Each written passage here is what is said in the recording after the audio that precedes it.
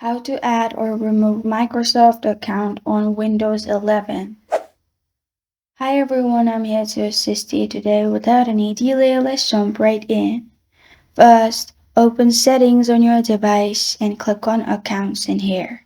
After you've clicked on Accounts, on the left side you'll find Email and Accounts. Click on Email and Accounts. After that, in here, click on Add an account or add a Microsoft account.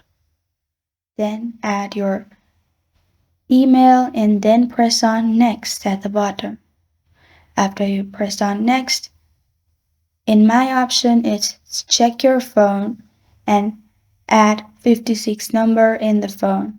You can also add password if password option pops up. After you've done that, you will be logged in to your account and it will be added in your device. And if you want to remove Microsoft account, in here, click on the account and press on Remove at the bottom.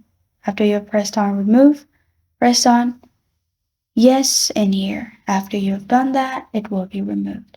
And this is how to add or remove Microsoft account on Windows 11. Thank you for joining me today. If this video helps you out, please leave a like and subscribe for more. Got a question or want to suggest a topic? Comment below. Thank you for watching.